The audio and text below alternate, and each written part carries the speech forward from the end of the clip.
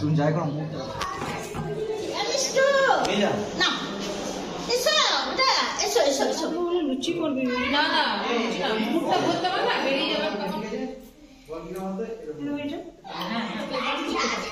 সুন্দর সুন্দর এই যে পুচকু সোনাগুলো সব এখন বসে আছি। বাড়িতে থাকতে থাকতে বোর হয়ে গেছি, আর কিচ্ছু ভালো লাগছে না। সেই রোজকার একই জীবন, একই লাইফ, রোজ একই কাজ, একই রান্না, খাওয়া দাওয়া, সমস্ত কিছু করতে করতে আর কিচ্ছু ভালো লাগছে না। এখন মনে হচ্ছে কোথাও যেন চলে যায়। তারপর আবার মেয়ে আছে, মেয়েকে সামলানো, মেয়েকে স্কুল পাঠানো, টিউশন পাঠানো, ওকে দেখাশোনা করা, মানে সমস্ত কিছু। তার জন্যে দেখো সব ছেড়ে বেড়ে আজকে ভাবছি একটু বাইরেই চলে যাব।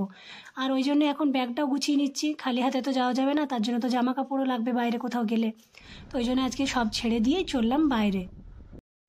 তো সব ছেড়ে ছুড়ে কোথায় যাচ্ছি এখন সেটা দেখতে হলে তোমাদেরকে কি করতে হবে, পুরো ভিডিওটা দেখতে হবে আমার সাথে থেকে।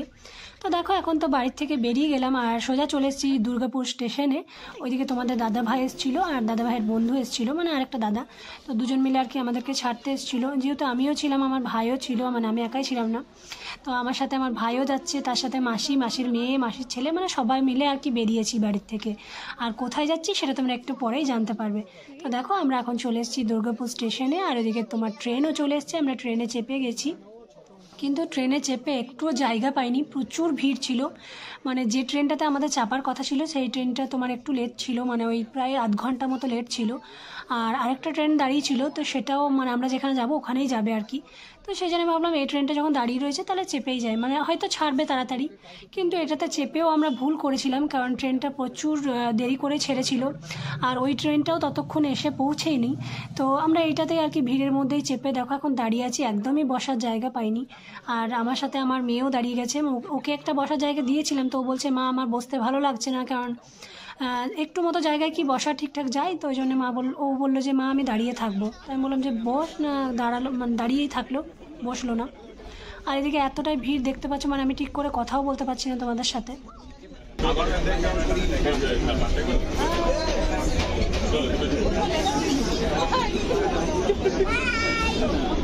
ওম হাই, ওম। তারপর দেখো অনেকক্ষণ দাঁড়ানোর পর এখন বসতে জায়গা পেয়ে গেছি একটু মতো, মানে এবার নামবো তার আগে আর কি বসতে একটু জায়গা পেয়েছি। তো ভাবলাম যে নামার আগে যখন একটু জায়গা পেয়েছি তো একটু বসেই নিই, তো সেই আর কি। তারপর নেমে গেছি স্টেশনে, আর আমরা নেমেছি এখন আসানসোল স্টেশনে। মানে আমরা যাচ্ছি হচ্ছে আমাদের মামা বাড়ি, আমার মামা বাড়ি। তো আসানসোল স্টেশনে নেমে আমরা সোজা করে নিয়েছি একটা টোটো, আর একটা টোটোর মধ্যেই সবাই হয়ে গেছে আর কি। আর আমরা সবাই মিলে যাচ্ছি, কালকে এক জায়গা যাব, তো সেই জন্যই আর কি আজকে মানে সন্ধ্যাবেলাতে বেরিয়ে গেছি। বাড়ি থেকে বেরিয়েছিলাম তোমার ওই 5টা 10-15-তে, না সরি আমরা বেরিয়েছিলাম 4:30, কারণ আমাদের ট্রেন ছিল 5টা 10-এ। তো আমরা আর কি বেরিয়ে গেছিলাম বাড়ির থেকে। তারপর যেতে যেতে একটু সন্ধ্যাও হয়ে গেছিলো, তোমরা দেখতে পাচ্ছ বাইরে একটু অন্ধকারও হয়ে গেছে। আর এখন আসানসোলে টোটো করে এসে সোজা চলে এসেছি একটা মিষ্টির দোকানে, এখানে মিষ্টি নিয়ে নিচ্ছি, কারণ যেহেতু মামা বাড়ি যাবো তো খালি হাতে তো যাবো না, মিষ্টি নিয়েই যাবো। তো সেই জন্য দেখো মিষ্টির দোকানে মিষ্টিও নিয়ে নিলাম, আর ওইদিকে তোমার আমার দিদির ছেলের জন্য আর কি চকলেটও নিয়ে নিলাম। তারপরে আমরা এখন চলে এসেছি, আর এসে তোমাদের সাথে ভিডিও করে দেখানো হয়নি, তো এসে একটু বসলাম, তারপর জল টল খেয়ে এখন দেখো আমার বোন মানে আমার মাসির মেয়ে এখন মুড়ি মাখাতে বসেছে, কারণ সন্ধ্যাবেলা হয়ে গেছে, আমরা একটু টিফিনও করব। আর আমরা বাড়ির থেকে অনেকক্ষণই খেয়ে বেরিয়েছিলাম, তো সবার খিদেও পেয়ে গেছে। এই যে একটা পুচকু, এই যে একটা পাচকু।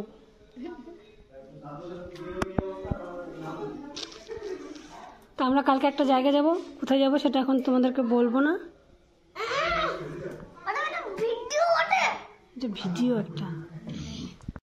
তো এদিকে দেখো ওরা 3 ভাই বোন মিলে বসে বসে এখন গেম খেলছে, খেলা করছে, ড্রয়িং করছে, কত কি করছে, মানে সবাই মিলে একসাথে আছে, তো ওদেরও খুব আনন্দ লাগছে। আর বাচ্চারা একসাথে থাকলে বেশ মজা করে, আনন্দ করে।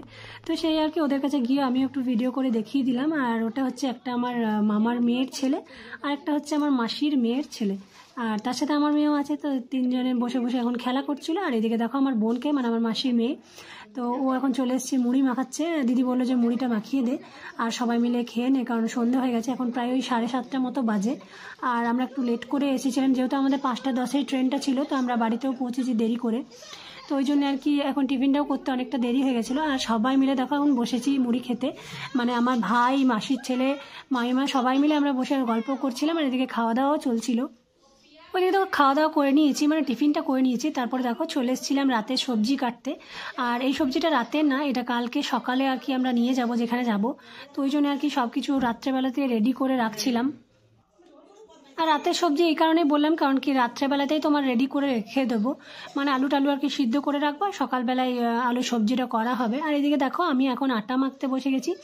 মামিমাই মাখছিল, তো মামিমাকে আমি বললাম যে থাক, তোমাকে মাখতে হয় না, আমি মেখে দিচ্ছি। আর ওইদিকে দিদি তো খুব ব্যস্ত, দিদি আমাদের সাথে কথা বলতেও মানে আজকে সময় পাইনি, আমরা গেছি কারণ দিদি প্রচণ্ড ব্যস্ত ছিল, যেহেতু কালকে এত এত রান্না বান্না করতে হবে সকালবেলা ঘুম থেকে উঠে।